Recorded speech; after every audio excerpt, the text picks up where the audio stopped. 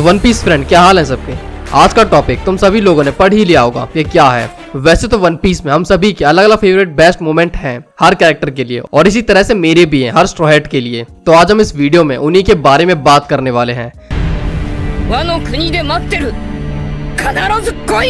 Best scene of each straw hat मेरे according. और हाँ, तुम्हें भी पूरा मौका दिया जाएगा भर भर के कमेंट करना। देखते हैं किसके कौन से फेवरेट मोमेंट्स हैं और कितने ज्यादा लोगों के कॉमन निकलते हैं। तो चलो फिर वन पीस की नदी में नहाने। जिसने अब तक वीडियो को लाइक और चैनल को सब्सक्राइब नहीं करा है तो कर दो। तो हम स्टार्ट करते हैं क्रू के न्यूएस्ट मेंबर से, जिनबे। जिनबे के कई सारी सीन है जहाँ वो मुझे काफी बैडएस लगा, बट सबसे बेस्ट है उसका बिग मॉम की टेरिटरी में बिग मॉम के सामने खड़े होकर उसके क्रू को छोड़ने का बोलना, वो भी ये कहते हुए कि मैं बस एक एम्परर से नहीं डर सकता, और बाद में उससे फाइट भी करना। इस बंदे ने उसके पेट में इतना पावरफुल पंच करा कि बिग मॉम की बच्चों की संख्या 85 से 86 ना हो सकी। और इसी के साथ वानो में जिनबे की एंट्री वो भी काफी गजब थी। नेक्स्ट आता है Brook, one of my favourite character. इसको देखते देखते इसके गुण मेरे अंदर आने लगे हैं। ब्रुक के साथ हर सीन बेस्ट लगता है वैसे तो, बट सबसे बढ़िया था वो ब्रुक का बिग मॉम को फेस करना बिना डर के। वैसे तो ये किसी से भी नहीं डरता है, बट स्टिल एक एम्परर के सामने से उसे चैलेंज करना 1v1 में, और मदर कार्मेल के पोर्ट्रेट को तोड़ने के साथ वो लाफ गूज़बम्प दे देता है,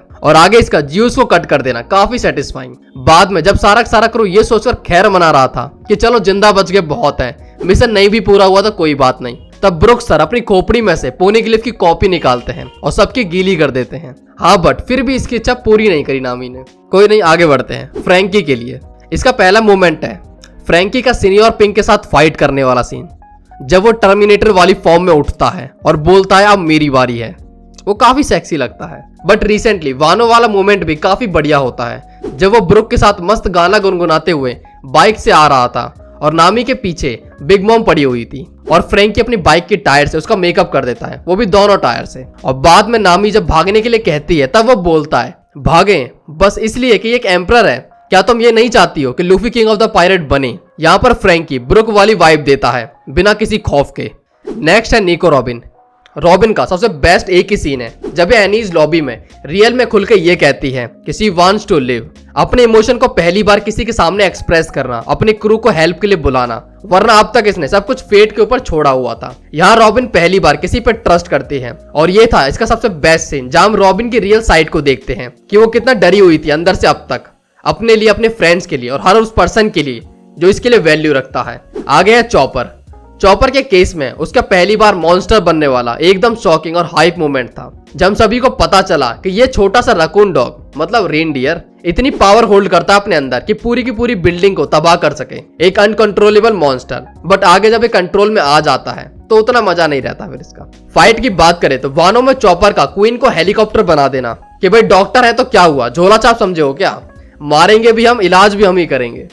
अब बात करते हैं सांजी की।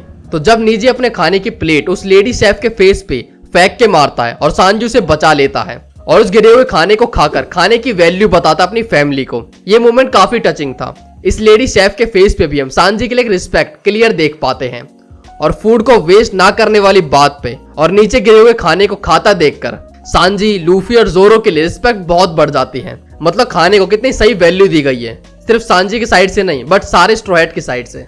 अब उसाप के बेस्ट सीन की बात करें तो उसाप के भी कई सीन है जो हम सभी को पसंद आते होंगे, बट यहाँ पर हम सभी के लिए दो सीन बहुत ज्यादा मैटर करते होंगे। एक तो वर्ल्ड गवर्नमेंट का फ्लैग को जलाना उसका, और सेकंड है जो ज्यादा अटेंशन ग्रैब करता है हमारी, वो है ड्रेस रोजा में उसाप की ऑब्जर्वेशन हाकी का अवेक होना। जब उसाप को एम करना था शुगर के ऊपर उसे डराने के लिए, वो भी बहुत ज्यादा दूर से। जब वो एम कर रहा होता है तब वो नोटिस करता है कि वो नॉर्मल विजन से थोड़ा एक्स्ट्रा फोकस कर पा रहा है, और वो काफी दूर का सेंस कर पा रहा है। लाइक कासाल में शुगर किन्हीं दो पर्सनैलिटी के सामने खड़ी है कैंडी लेकर, और थोड़ा और फोकस करने पे वो देख पाता है कि वो लॉर्ड लूफी के सामने खड़ी है। और फिर क्या, गॉड उसफ का डबल इंजन अटैक और शुगर डाउन, ये मोमेंट बेस्ट था। अगला है नामी।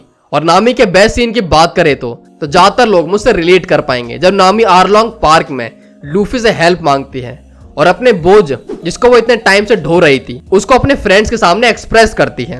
और इसके बाद क्या हुआ हम सब जानते हैं, फिर हुई आरलोंग पायरेट्स की कुटाई, और ये नामी वाला सीन काफी इमोशनल था। एक और सीन है नामी और रॉबिन का, जिसे भुला पाना किसी भी मर्द के लिए बहुत मुश्किल है, और भुलाने की गलती करनी भी क्यों है, और वो है वन पीस फिल्म गोल्ड का वॉलीबॉल वाला सीन।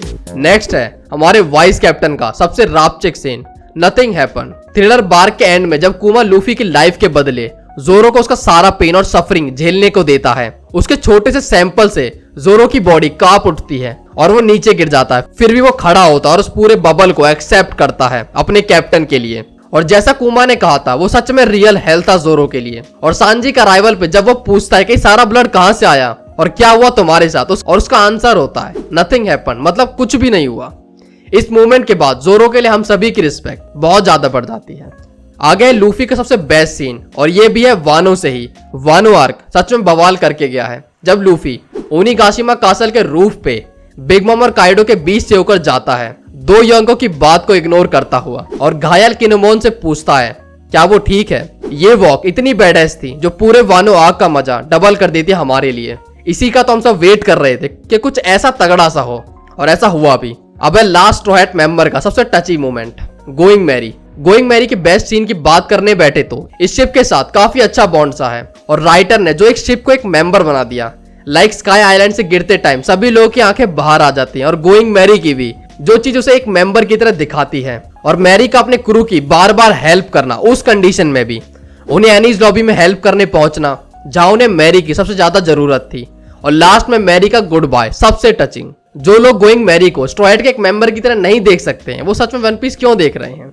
इस पे तुम लोग क्या कहते हो कमेंट में जरूर बताना। इसके बाद एक एडवाइस है तुम लोगों के लिए, वन पीस सिर्फ देखकर एंजॉय करने के लिए नहीं है, हम सभी को कुछ ना कुछ सीखने को मिलता है इसमें से। लाइक ब्रुक से कि अपने गोल को कभी मत भूलो, ना भटको अपने रास्ते से। चाहे सामने कोई भी खड़ा हो, उसका डटकर सामना करो। चाहे सामने योंको हो, कोई प्रिंसेस हो, या फिर डार्क रेली की आइटम, तुम्हारा गोल क्लियर होना चाहिए। बस इतना ही था। कौन कौन मांगा को फॉलो कर रहा है, और अगर कर रहे हो तुम लोग, तो तुम में से कितने लोगों को ये बंदा याद है? बोगार्ड। ये बंदा गॉड वैली पे भी था गार्प के साथ, तो गॉड वैली पे इसको एक्शन में देखने में बहुत मजा आएगा। क्या कहते हो तुम लोग? कमेंट में जरूर बताना अपने विचार।